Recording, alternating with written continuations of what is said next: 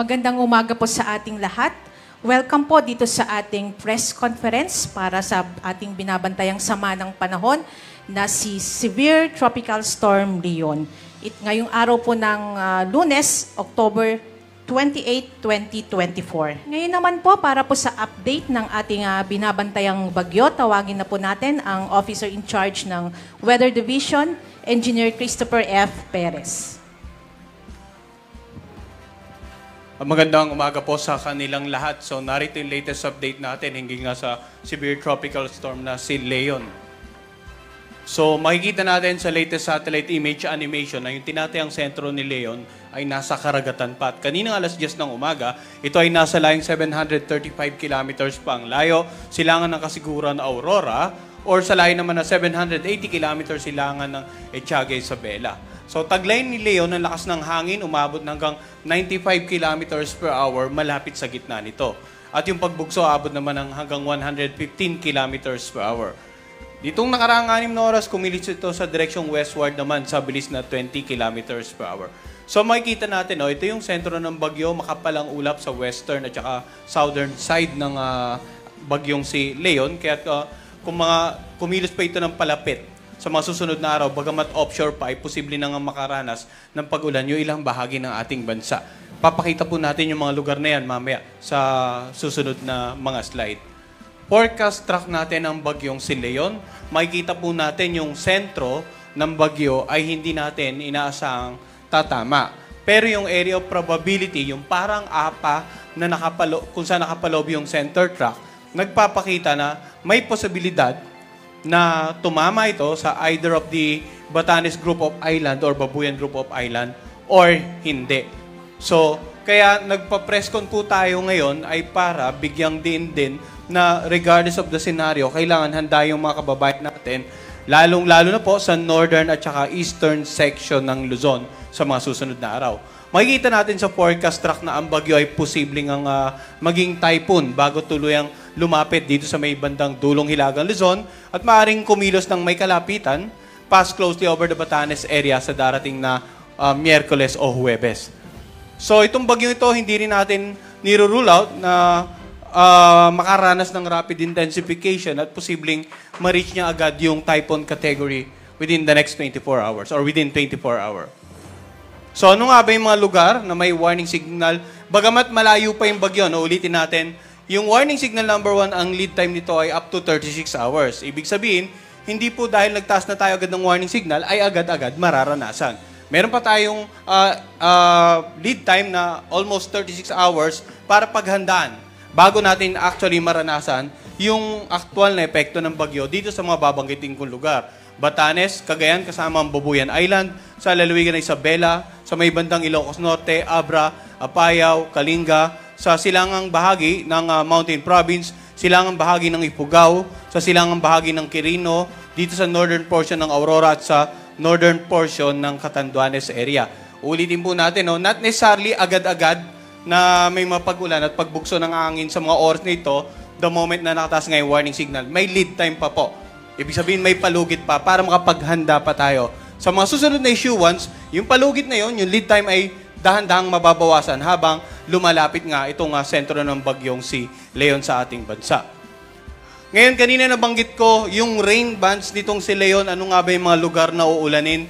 Simula ngayong araw hanggang bukas, may nakikita tayong posibleng heavy to intense rain sa lalawigan ng Antique, moderate to heavy naman sa lalawigan ng Cagayan, kasama ang Babuyan Island, Occidental at Mindoro, Negros Occidental at Palawan.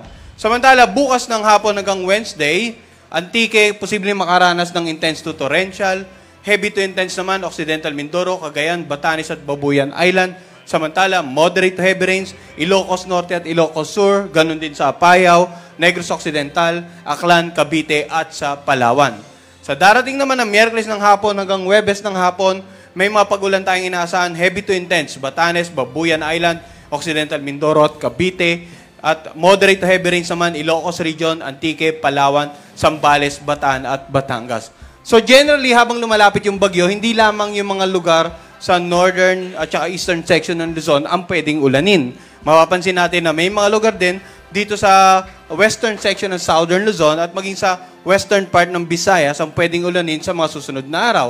Kaya nagpapalabas po tayo ng tinatawag naman natin na weather advisory para bigyang babalay mga kababayan natin hinggil sa ulan na dala ng bagyong si Leon. So ang weather advisory natin ay sasabay natin sa pag-issue ng Tropical Cyclone Bulletin every 6 hours. Samantala, in terms of malakas na hangin naman, posibleng strong to gale force gust sa mga lalawigan ng Batangas, nakararaming bahagi ng Mimaropa at ng Bicol region, sa Visayas, sa nakararaming bahagi ng Northern Mindanao at sa nakararaming bahagi ng Caraga region ngayong araw. Mga pagbugso ng hangin yan, no?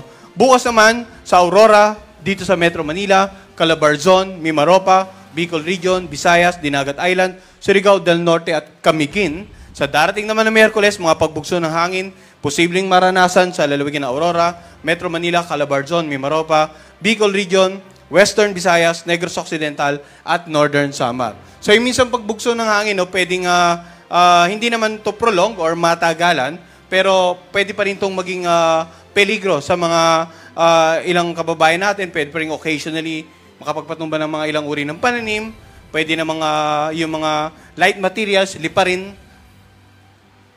And then in terms of sea condition, sa ngayon wala pa tayong nakataas na gale warning, pero posibleng mamayang hapon po, magsimula na po tayo mag-issue ng gale warning, no? In the next 24 hours, inaasahan natin posibleng umabot ng 4.5 meter ang mga karagatan sa paligid ng Batanes, habang up to 4 meter naman dito nga sa karagatan sa paligid ng Boboyan Island at Sabela at sa eastern seaboard ng mainland Cagayan. That is within the next 24 hours. Now, habang lumalapit pa yung mga bagyo sa bandang Northern Luzon area, posible pong maging maalon hanggang sa napakaalon ng mga karagatan dito nga sa northern at saka eastern seaboards ng Luzon. Kaya abangan din po yung issue nating gale warning na posibleng simulan natin mamayang alas 5 ng hapon. Ang gale warning, ito po yung babala ng pag-asa patungkol naman sa kalagayan ng mga pag-alon ng mga karagatan.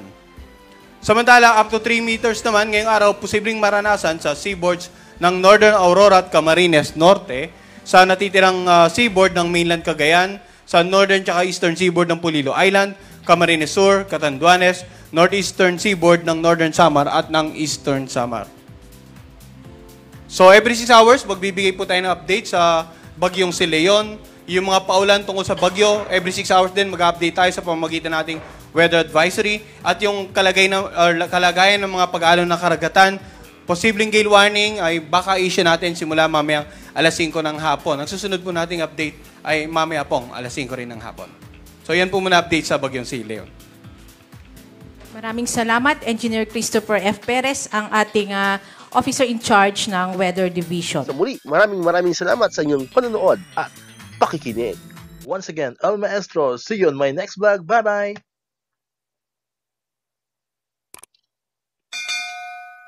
One, two.